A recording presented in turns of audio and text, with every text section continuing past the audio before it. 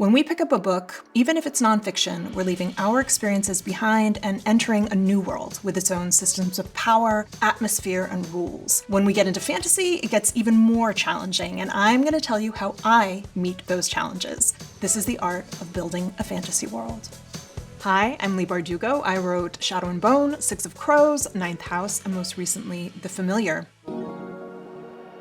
There isn't one right way to build a fantasy world. The most important thing you can do as an author is to understand your own process and to develop that process. And the only rule for that is to make sure that it keeps you passionate about what you're doing and it allows you to maintain momentum. So you may be somebody who starts with the world, you may be somebody who starts with a character, you may be somebody who starts with the hook of a plot. I usually begin with a question. So the question that inspired Shadow and Bone was, what if darkness was a place? What if the monsters you imagined there were real? What if you had to fight them on their own territory? When it came to Ninth House, the question was, well, what if the secret societies at Yale that are very real and wield real economic and social influence wielded magical influence as well? And when I was approaching The Familiar, I thought, well, what if magic appeared as miracles to the church of the Spanish Renaissance? These were the questions that kept me up thinking and that I thought would be exciting for readers and listeners too. I think it's worth saying that all of my books have been different. I tend to zero draft my Grishaverse books because I know that world so well now. But when I'm working on Ninth House or Hellbent, and certainly when I was working on The Familiar,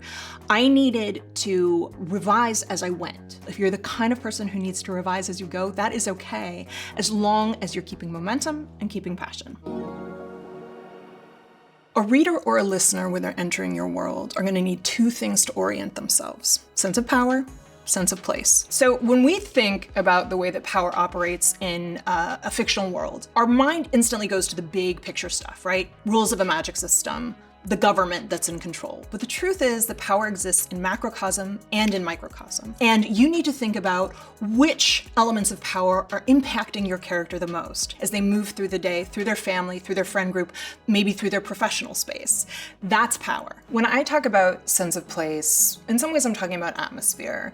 And how do we build atmosphere? Well, it's the sights, the sounds, the smells of a place, but it's also the flora and the fauna, the resources that our characters have access to, the weather and geography of a place. All of these things also work in tandem with power. And when those things start working together, that's when you end up with the big picture. When you are decorating a room, you don't choose the paint, the furniture, the rug all at once. You usually find one thing. Maybe it's the rug, maybe it's a single color, and then you build the room around that thing.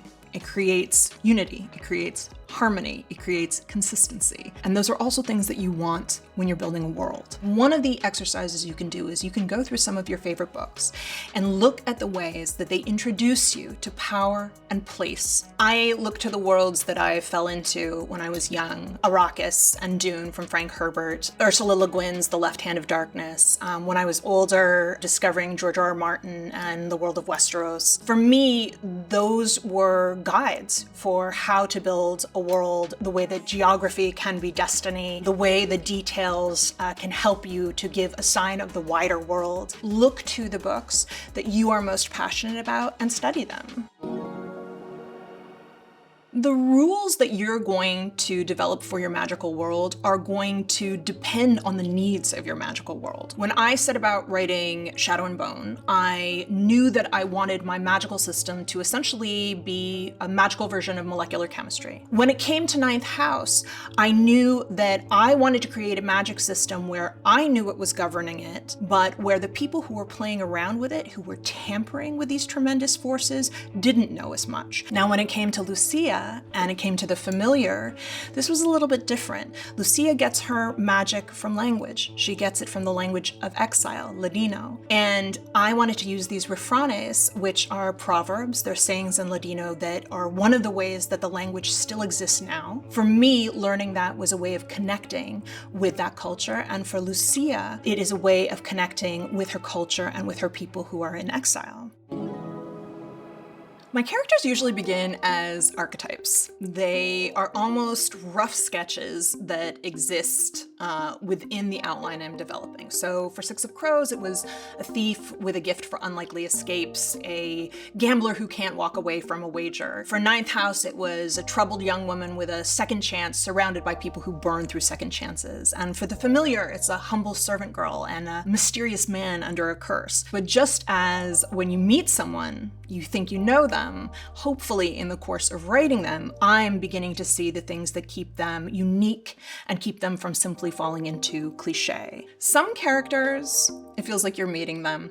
They arrive fully formed, speaking loud and clear in a distinctive voice on the page, and other characters take a little while to develop. When I was writing Six of Crows, Matthias arrived loud and clear. Nina, she took a little longer to develop. And I remember there was a moment where she was having an interaction with Kaz. She's eating a cake. She has crumbs on her cleavage, and Kaz notes this and she says, "I don't care." And I thought, oh, that's my girl. There's Nina. Getting to know your characters, I think, is part of the pleasure, and I like to leave big gaps for those characters and their backstories. I know roughly what's driving them. I certainly know where they're from, their educational background, but I really want the chance to discover them in the course of writing, and if I try to take the wheel and seize it too tightly, we're not going to go anywhere. I think it can be tempting when we're digging into a fantasy world to think, how much research do I really need to do? The answer is you need to do a lot. And I think for authors, there are really two kinds of research. One is the specific kind, where you're looking for a specific answer to a question. What kind of undergarments did they wear during the Renaissance? That, I think, can be the most frustrating kind of research because you are really working with a target. The other kind of research, and I think the most pleasurable kind, is the wide net. And when I am starting a new book, that's what I'm doing. I'm casting this wide net. I'm reading everything I can get my hands on. Some are books about a given culture or material culture from the time period. Some are about the setting, the industry, the economics. And for me, I'm looking for the things in that world that excite me. And I would advise anybody who's starting to build a world to look for the things that you get excited about and passionate about, because your reader is probably going to get excited about that too. You are going to have days when you feel like a genius and the story is just flowing out of you. But the reality is that in the writing of a book, there are going to be a lot of days when it doesn't feel like it's working, or when you doubt yourself and you feel like you're not up to the task, when you begin to question the idea. Those moments of insecurity and discomfort, we have to sit with those. We have to work through those. Those are not signs that you're on the wrong path. Those are actually signs that you're trying to do something that is bigger and better and more difficult than you've ever done before. Of course, you're going to have days of discomfort, but how you deal with them, the way you embrace them, that's the difference between dreaming of writing a book and actually getting to type the end. Listen to my newest novel, The Familiar, now on Audible.